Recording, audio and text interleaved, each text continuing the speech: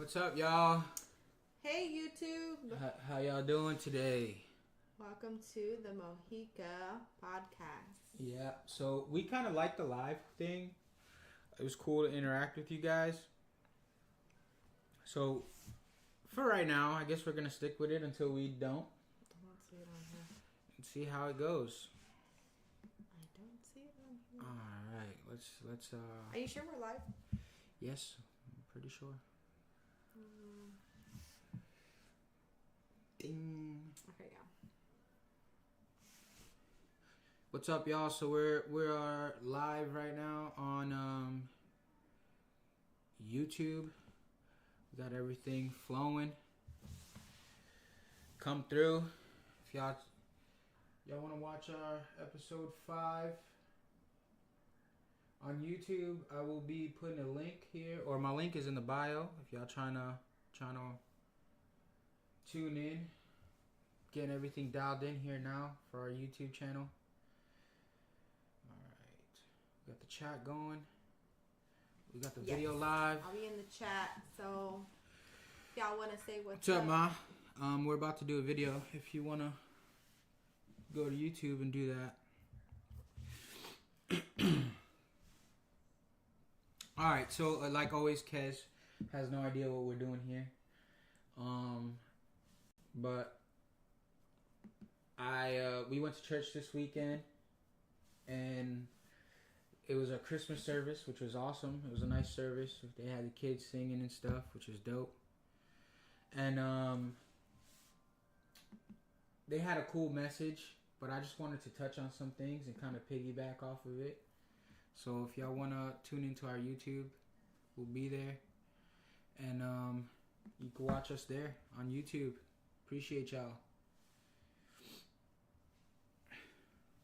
Alright, that's done with Instagram. Okay. I don't know what I just did, just whatever. So basically, the sermon was. Can you check? Sorry, check the chat. Oh, it's saying no data. Why is there no data? Yeah.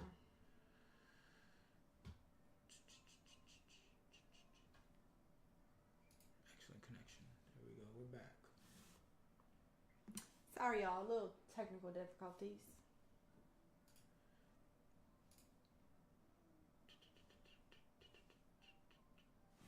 There you go. There's the chat.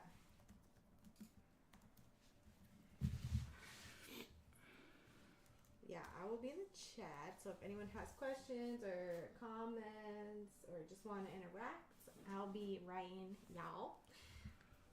So, Can you send me the link? Yes.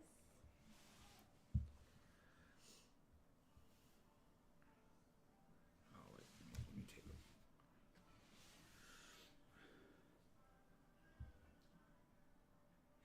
Gotta hit my light skin pose, you know? No.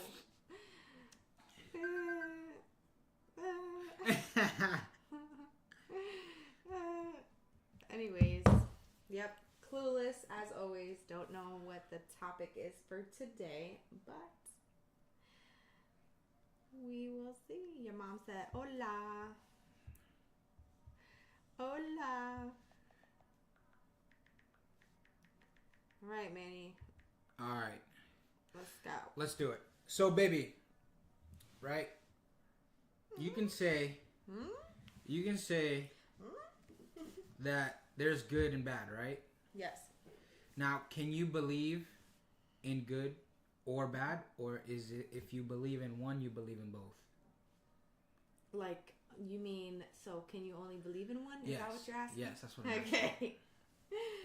I know. I think you have to believe in right. both. But the chat is being weird again.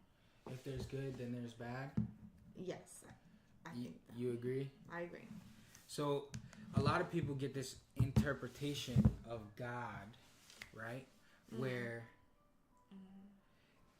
okay, I believe in God. It's His plan. He's in control. Yeah.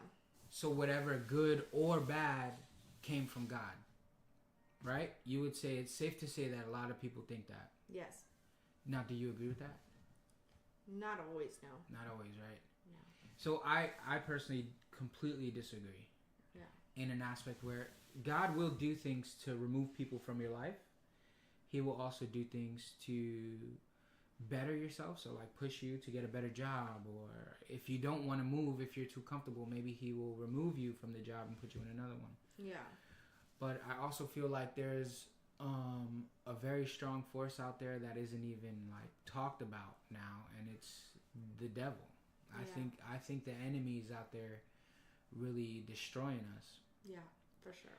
So one of my buddies, we were on a boat, right? This is a story. One of my buddies goes, oh, so we were talking about our faith and stuff and our past and how we were wild and whatever, and he came up and he was like, oh yeah, I had a rough childhood with religion. He went to church every day, every Sunday. They were really faithful in the church and stuff, but he seen that in the church there was a bunch of hypocrites, and they would say one thing and do another. Da da da da. Normal stuff with religion. It's just how it is. So he goes, oh, so if God is real, how come there's kids dying of cancer and this and that and that and this? Yeah. And I didn't really entertain it. I just kept going because we were on the boat. I didn't really want to get into it, and he was very defensive about it, and it's fine. It is what it is. But not everything comes from God. Yeah. Not everything. So of course, But also, we have to remember that we live in an earthly world. Absolutely. The way it is wasn't how it was supposed to. It wasn't intended to be like this. So You're right. Of course there's going to be disease and this and that, which people forget. They just automatically want to be like, oh, my kid is sick. Why would God make my kid sick? Yes, absolutely. So I think we just forget that like the world that we live in wasn't supposed to be like this. Adam and Eve kind of did us in. Yeah. But touching on what I was saying, that's absolutely true. We are in a world of flesh and blood. It's human. So there's errors. There's things that weren't intended for us to be experienced, but we do. Yeah. However, also there's a force acting against us, and like I said, it's the enemy. And a lot of things that happen to us come from him, and they pass it off as God. Like, oh, why did I lose my job? God, why'd you do this to me? Like, how could God do this? How could God leave me so out and dry? Instead of like, oh, thank you, God, for not allowing me to go the way I wanted. Yeah. Like you and basically made this not happen because it's your plan and you have a better plan than what I have. But it's not always necessarily God's plan. You're right. Maybe the devil's just out there, trying to turn your faith, because the closer you get closer to God, the harder the enemy tries to steer you away. That is very true. So it's like one of those things where a lot of people are like, oh, they put everything on God, the bad, the good, when really so perfect example. I'm driving car, right? And in my head, I'm saying, with a trailer and car parts on the bumper, on the back on the trailer, I'm driving on the highway, and I'm like, in my head, I'm like, oh, I should pull over and check the straps. Mm-hmm. And I'm like, I checked them already. I double checked them actually, and they were good. Driving again, driving. I should pull over. I think I should put the bumper inside the car. But I was like, man, I already put the Christmas tree in the car, and it's already dirty. Yeah. And I haven't even cleaned that mess. If I put the bumper in the car and it gets dirty, Kez is going to be really upset with me. So I said, you know what? It's fine. I double checked it. Driving. Man, I should really check those straps. This is going in my head. So I have a question for you. Yes. Do you feel Wait, like can I finish? What it has to do with that? No, I know, okay, but let me finish, because we're going to get on it. Okay. So, right? And I'm driving. I'm like, I did it already. Don't worry about it. So I'm just driving, right?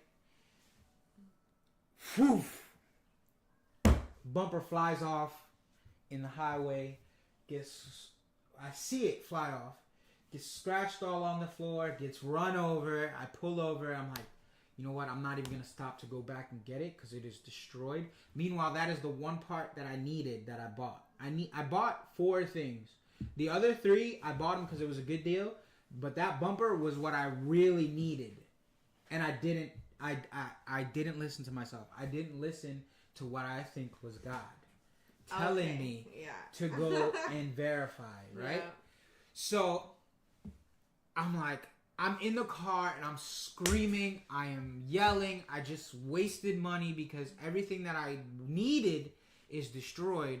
But whatever. So I'm screaming, cursing, and in my head I feel myself saying, why? God, why? You know how much I needed this. Yeah. You know I drove an hour and a half just for this. Yeah. Why? Yeah. And then also, I'm like, bro, it was not God's fault. No. You're an idiot. You completely ignored all the signs. Yeah. You being lazy, being impatient, rushing. You didn't do what was told. It was not one time. I had like 6 or 7 thoughts to go and verify, and not all the parts that were on the trailer. Yeah. That one part, that bumper, was in my head the entire drive. Well, the 20 minutes I was driving. Yeah. And I didn't do it. And look what happened. So in my head, I'm so ready to blame God. Yeah. Like, yo, why, bro? Like, you know what I'm going through to get this part. Mm-hmm. Why? And then it's like, you know what? I'm sorry. You said that? Yeah. Oh, good. I said, I'm sorry. It's not your fault. It's me. It's my fault. I heard you. I didn't listen. Yeah. Not only did I hear you and not listen, you tried to warn me. Multiple times. And I put me, my flesh, before your supernatural. Yes. So, and then it's like, okay, in my head, because I'm going that way, and I'm like, okay, but it didn't have to happen at all. Yeah, you're right. But like I said, the same way God knew how important that part for me was, the enemy knew how important that part for me was. And the enemy will try to use just about anything to turn my faith away from God. Yeah. To blame that on him. And I feel like we do that a lot as a society. We feel like, the good things are from God, the bad things are also from God, which is just plain and simple. That's not always the case. But you don't think, I'm not saying, I mean, maybe, but you don't think too, like, I feel like God, I don't like saying bad, but I do feel like, he gives us consequences. You don't think that could have been a consequence? Like, you should have listened to that gut feeling. Like, that was God speaking to you. You don't think that was him, like, you should have listened to me? No, that's ugly. I don't think any thought like that can come from, that's an enemy thought. Yeah, I guess you're right. There's no way that would come from him. He warned me. I put my flesh before him. Yeah, I get what you're saying. That was just a thought. Now, don't get me wrong. I'm not saying, God doesn't do things to remove us, or, like I said earlier, if he knows a job, a person, a thing is coming between you and his relationship, he is selfish. He is a selfish God. He wants your attention. Yeah. He wants your love. He wants to be praised. He wants you to be all in for him. Yeah. So God will remove that thing. And to you, it may seem like, oh, that's harsh because my phone broke. That's harsh because I lost my job. Yeah. That's harsh because my girlfriend or boyfriend broke up with me. You know what I'm saying? It's harsh. But in the long term, that wasn't feeding you. That wasn't feeding you spiritually, physically, nothing. Yeah. So God removed it. But I'm sure there were thoughts or there were ways that he was telling you, hey, this is not for you. Mm-hmm. And you ignored it because you thought you knew better. Because I've done it. Oh, yeah. I have done it too. I've done it plenty of times. So that's that. And then also, how do you feel about the whole money thing with God? In what aspect? So, like, how do you feel about the saying, money is the root of all evil? I agree. You agree? Oh, yeah. Money is the root of all evil? I disagree. To a certain extent, yeah. Yeah. Because people praise money. Like, people idolize money. Like, you need Perfect. money for, you know, like. Let's break it down, right? Let's break it down. At the end of the day, what is money? It's an object. Yeah. It's a thing. It's a piece of paper. Yeah, exactly. How can that be the root of all evil? Maybe not the root of all evil, but... No. So, now let's bring it back up, right? Because it's the object, it can't be anything. It's what we make it. So, it's our meaning behind it. We idolize it. Yeah. At the end of the day, it's an object like this. If this was held the same value as money, then we would idolize this. And we would think this is the root of all evil, which in some aspects it is because it's the internet. But anyway, let's not say that. But anyway, I think we give too much emphasis to money. We allow it to have too much power in our life, in our faith. Kyle is texting you comments instead of just commenting in the comments. No way, he's on here. So annoying. He said, "How do I put an inappropriate comment?" You're so annoying. How do I make inappropriate comments on live? Give me all your money, bro.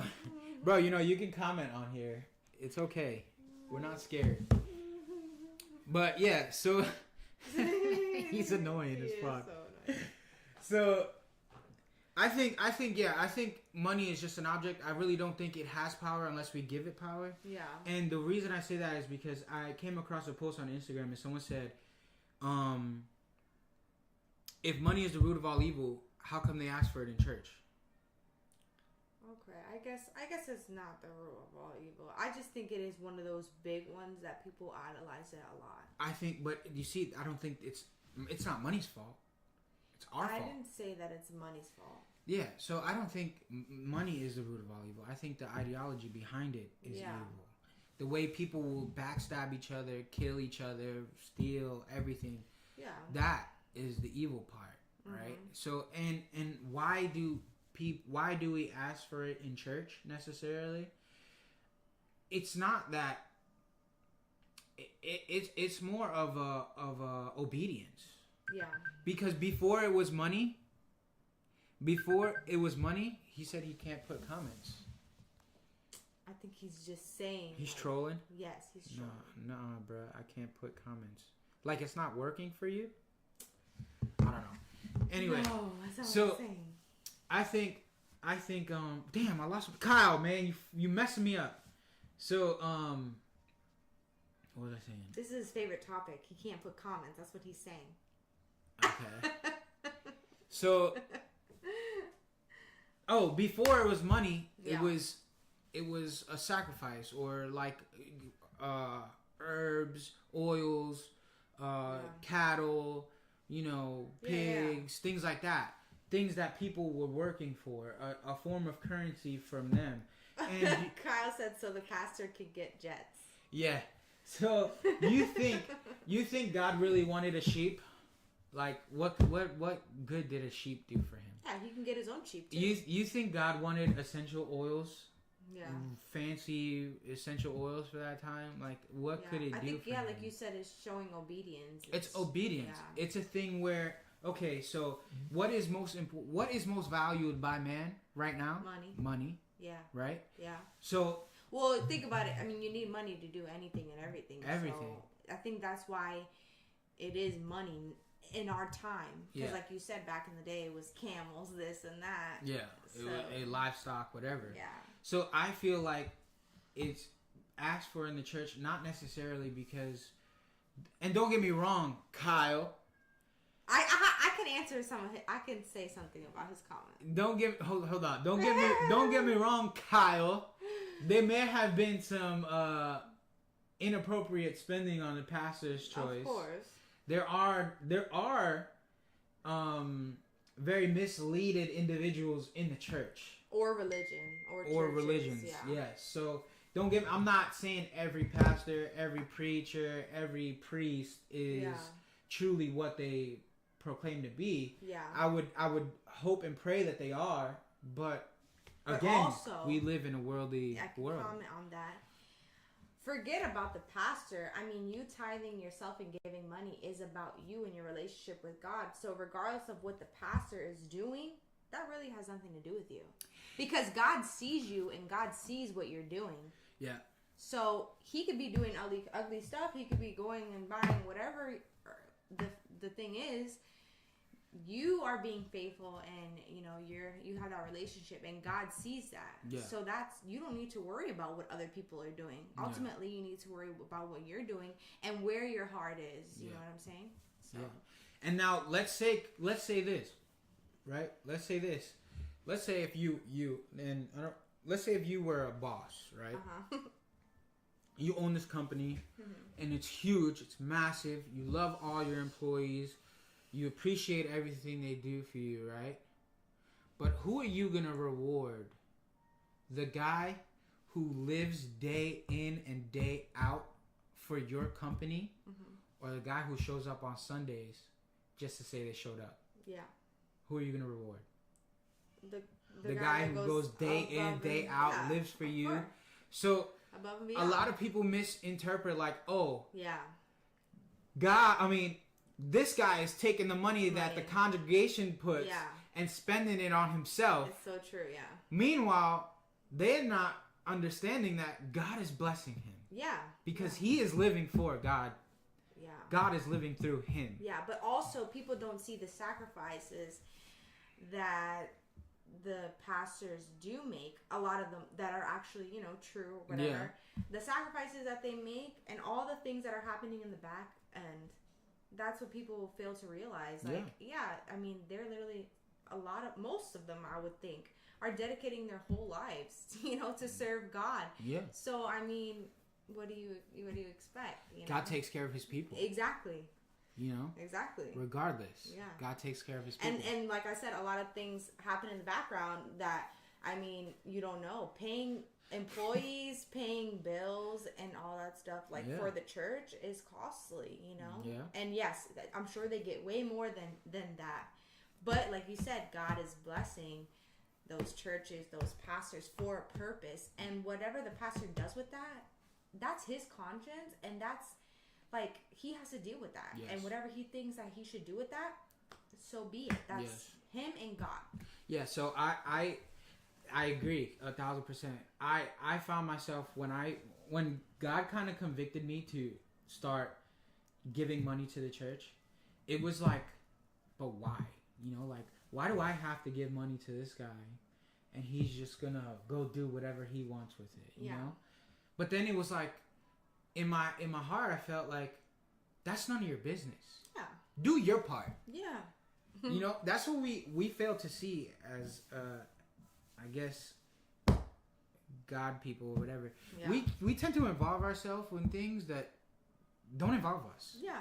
Because at the end of the day, I did my part. Yeah, for sure. I checked in. I'm here. Yeah. Hey, I did it. That's it. I can't control everything. I have to trust God to where my tithes, my offering is going to be applied in his plan and what he wants to do with it. Yeah, that's so true.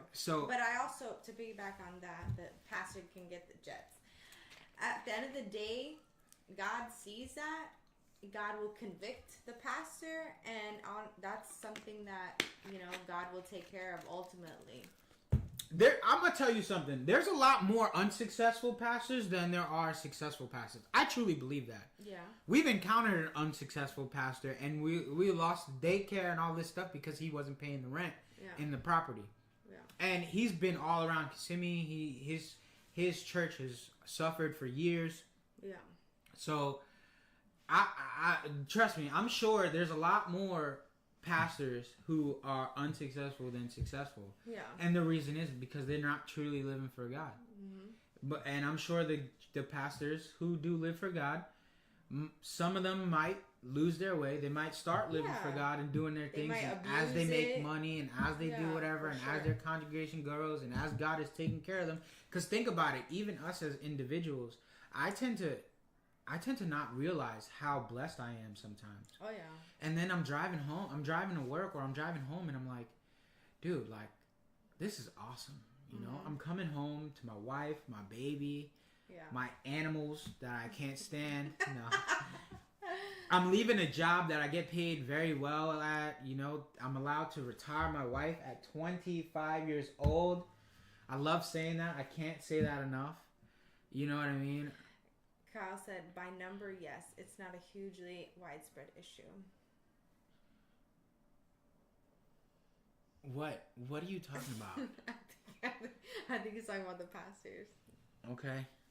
Bro, I need you to, like, complete sentences. I think that it's a little, like... Delayed. No, it's definitely delayed. Okay. I have a 30-second delay on it. Okay. Yeah, but I definitely need you to like, write complete sentences so I understand what you're talking about. Isn't it... Wait, Kyle, isn't it your anniversary, dude? Oh, what are you doing They're right watching now? our live stream. Thank you. Happy anniversary. So, yeah. Let me get one of them jet skis. Oh my goodness. Hey, come get it. It's in the garage, bro. It was actually nice weather today. Okay, anyways. Yes, and yes, I'm back on track. So, that's how I feel about that. And like I said, God takes care of his people. Yeah, I agree. You know, at the end of the day, it's about you and your relationship. Yep. And I feel like there's a big misconception when it comes to tithing and giving money to the church. At the end of the day, it's really about you and your heart and you giving to God. Whatever the church or the pastor does with that money, that is that's their conviction. Yeah. That's their relationship with God. That's what they have to deal with God, not you. Yeah. So ultimately, if you really want that relationship with God, you worry about yourself and you worry about, you know, what you're doing. And if you feel true to yourself and you feel like you're doing the right thing, that's ultimately what matters. So. Okay, so we got 26 minutes. Question. Last question. Last topic, right? Do you think you can do the right things for the wrong reasons? Yeah. Yes. Does it make it... Now, when you're doing the right things for the wrong reasons, is it bad? Is it good? Like, wait, say that again? So if I'm doing something right, but I'm doing it for the wrong reason, does it make what I'm doing okay? Say that again. I'm sorry. Let's just get into it because I don't think you understand. Say that one more time. I don't think you understand me until I actually explain it. Okay. So, becoming a believer, right? Okay. I felt like I couldn't sin. Okay. Me sinning was bad. Horrible. It is bad. Don't sin. Yes, but let me finish. I know it's bad. Okay. Me sinning is horrible, so I tried my hardest not to sin. That was my relationship with God. Don't sin, don't sin, don't sin, don't sin, don't sin. It was hard. It was exhausting. You know, because I'm trying to do all this on my own. Yeah. Right? So, good thing, wrong reason. Okay. Understand? Yeah. Try not to sin, good thing. Wrong reason, doing it on my own. Don't sin, don't sin. Doing it on my own. Okay. Don't sin, yes, don't sin, don't sin, okay. don't sin. Yeah. God won't accept me unless I don't sin. Don't sin. You know what I mean? Mm-hmm. Good thing, wrong reason. Yeah. I truly believe that is a good stepping stone. Because why? Because you kind of, as I grew in my faith, I realized that it wasn't about the sins. Like, don't get me wrong, it's about the sins. Yeah. Don't get me wrong, absolutely. Yeah. But it's more than that. So me starting out, don't sin, don't sin, don't sin, don't sin, helped me stop drinking. It helped me, realize and hold myself more accountable for certain things. Yeah, we have a comment. What's that? Stephanie from Florida. Yes. Said, I think you could, but it doesn't take back that you sin. But that's where forgiveness comes, and however, some people take advantage of that for their own guilty conscience. Okay. I need to read that again. Go ahead. I think you could, but it doesn't take back that you sinned. But that's where forgiveness comes in. However, some people take advantage of that for their own guilty conscience. I'm confused. So yes, I'm not saying you follow God, you're a believer, you can sin and blah blah and it's okay. No, I do believe people need to make better choices after. Hold on, this heart is annoying. After they mess up, be better and try. Yes, absolutely. So, I mess up every day. I still curse till this day. I'm very bad. Yeah. But not every day I repent, and I should, because it would hold myself more accountable. Not every day do I sit down and I pray and I say, God, I'm sorry. Yeah. I'm sorry that I cursed. I'm sorry that I did this. I'm sorry that I lost my temper with my wife. I'm sorry that I was ugly to this person on Facebook who offered me $1,000 for a $10,000 car. Oh my God. I'm sorry, God. I don't do that, you know? But if I did, I would hold myself more accountable. Yeah. And that would help me get on a road to where I don't curse. I don't lose my temper. So why don't you do it? Ooh, I need to. It's just it's a thing within me. I need to. That's absolutely right. So I'm not saying there's any excuses for your sin. I'm just saying that our relationship with God isn't a don't sin relationship. It's more of a I sinned. God, I'm sorry. Yeah. Help me be better. Yeah, but yes, it's recognizing that you sin, but also trying your hardest not to. Absolutely. Like you said, like repenting, but I still think you should be more aware. I know. You know, like we are gonna sin, but like let's really try our best not to continue with the same ones. Like, exactly. Like you said, yeah. And I agree. Yeah. Did I not say that? No, I'm just saying, like. Yeah. But no, what I'm just saying is a lot of people get exhausted by that, and that can drive you away from God because you think like perfect, I'm not worthy because I cursed. Yeah. I'm not worthy because I got upset. I'm not worthy. I kind of feel like people who act like they're so perfect with, I don't even know I don't like calling it any name, but I guess being a Christian. Yeah. People who are like, oh my God, you curse or something. I feel like some of them are get them out of here. I kind of feel like sometimes they're kind of full of themselves. Mm-hmm.